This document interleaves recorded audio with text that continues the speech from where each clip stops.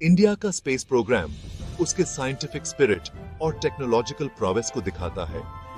छोटे से शुरुआत से इंडिया स्पेस एक्सप्लोरेशन में एक मेजर प्लेयर बन गया है। जर्नी शुरू हुआ 1975 में आर्यभट्ट के लॉन्च के साथ, जो इंडिया का पहला सैटेलाइट था। यहां से एक एक्स्ट्रॉर्डिनरी एडवेंचर का आगाज हुआ। तब से इंडिया ने स्पेस टेक्नोलॉजी की बाउंड्रीज को कंसिस्टेंटली पुश किया है।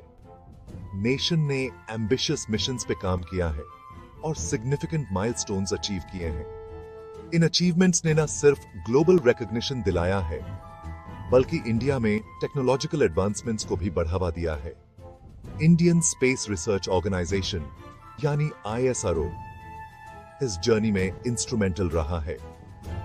ISRO का इनोवेशन एंड एक्सीलेंस के प्रति कमिटमेंट ने इंडिया को स्पेस एक्सप्लोरेशन के फोरफ्रंट पे खड़ा किया है। आज इंडिया के सैटेलाइट्स अर्थ का चक्कर लगाते हैं और देश और दुनिया को इनवैल्यूएबल सर्विसेज प्रोवाइड करते हैं। ये सैटेलाइट्स इंडिया के साइंटिफिक स्पिरिट और ब्राइटर फ्यूचर के लिए उसकी एस्पिरेशंस के सिंबल्स हैं।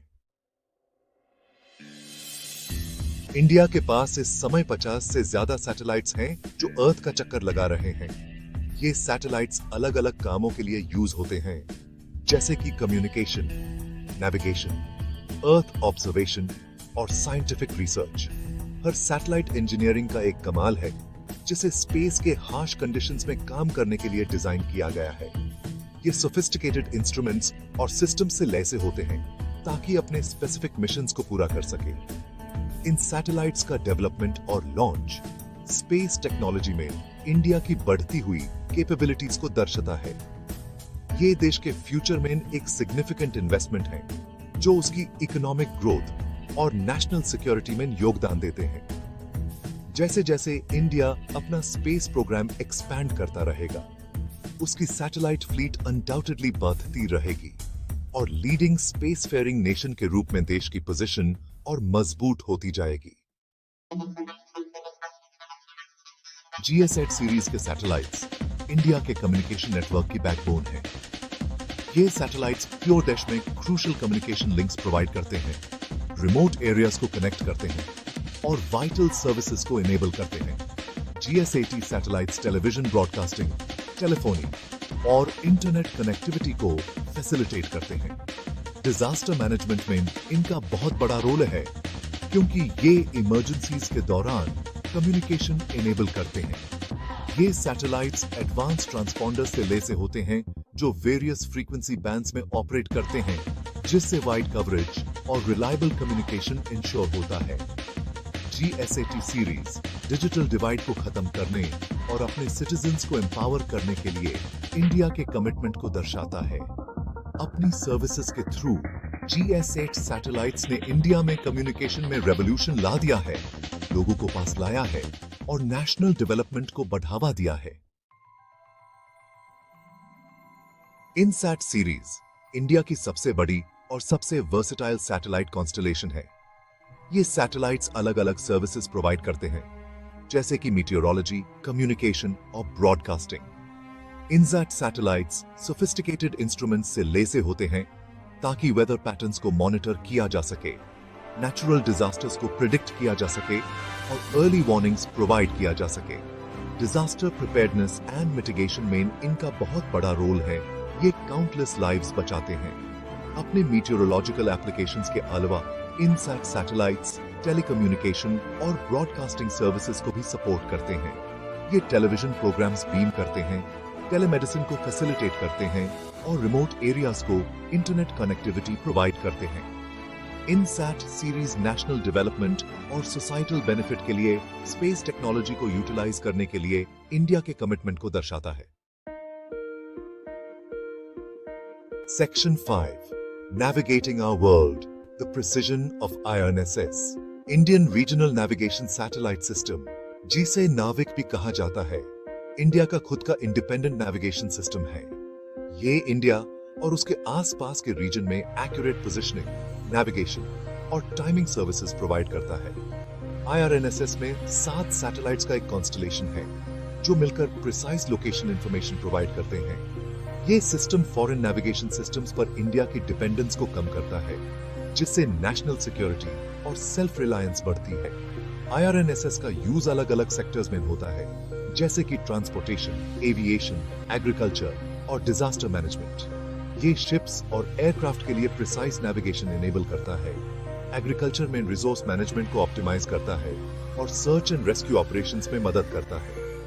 IRNSS का डेवलपमेंट और इंप्लीमेंटेशन इंडिया की टेक्नोलॉजिकल प्रावेस और सैटेलाइट नेविगेशन में ग्लोबल लीडर बनने के लिए उसके कमिटमेंट को हाईलाइट करता है। Section 6, Chandrayaan and beyond, India's bold steps in space exploration.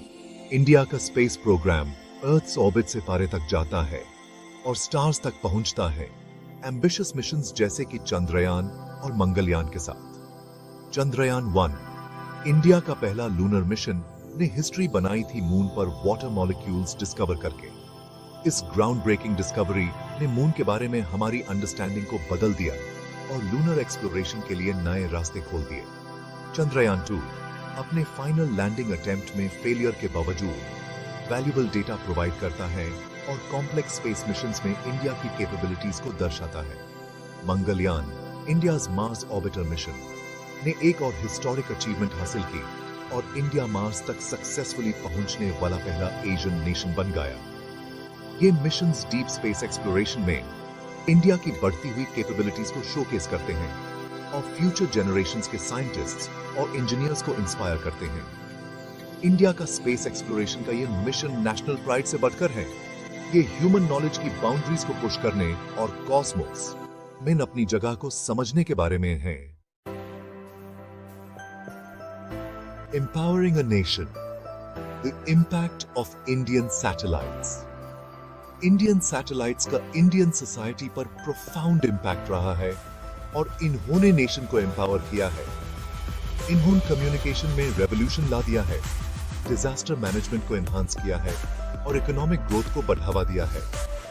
Natural disasters के time Indian satellites crucial information provide करते हैं, जिससे एफिशिएंट रेस्क्यू और रिलीफ ऑपरेशंस एनेबल होते हैं। इन्होंने डिजिटल डिवाइड को खत्म करने में रोल निभाया है, रिमोट एरियाज को कनेक्ट करके और अंडरसर्व्ड कम्युनिटीज तक एजुकेशन और हेल्थ केयर पहुंचाकर। इंडियन सैटेलाइट्स का यूज एग्रीकल्चर, अर्बन प्लानिंग और एनवायरमेंटल मॉनिटरिंग में होता है। ये वैल्यूएबल डेटा प्रोवाइड करते हैं, जिससे रिसोर्स एलोकेशन को ऑप्टिमाइज करने में मदद मिलती है। Section 8, a future etched in stars, India's continued space ambitions. India का स्पेस प्रोग्राम स्लो होने का नाम नहीं ले रहा है। ISRO ने एम्बिशियस प्लान्स बनाए हैं, जिसमें ह्यूमन स्पेस फ्लाइट मिशंस और इंटरप्लैनेटरी एक्सप्लोरेशंस शामिल हैं। गगनयान का एम इंडियन एस्ट्रोनॉट्स को स्पेस में भेजना है, जो इंडिया के स्पेस जर्नी में एक सिग्निफिकेंट माइलस्टोन होगा। ये मिशन फ्यूचर ह्यूमन एक्सप्लोरेशंस के लिए रास्ता तैयार करेगा और ह्यूमन स्पेस फ्लाइट में इंडिया को एक मेजर प्लेयर बनाएगा। ISRO वीनस पर भी मिशंस भेजने की योजना बना रहा है, जिससे स्पेस एक्सप्लोरेशन और साइंटिफिक डिस्कवरी की बाउंड्रीज पुश होंगी। ये मिशंस स्पेस टेक्नोलॉजी को एडवांस करने और ह्यूमन नॉलेज को एक्सपैंड करने के लिए इंडिया के कमिटमेंट को रिफ्लेक्ट करते हैं। Section 9, Conclusion, India's place in the cosmos.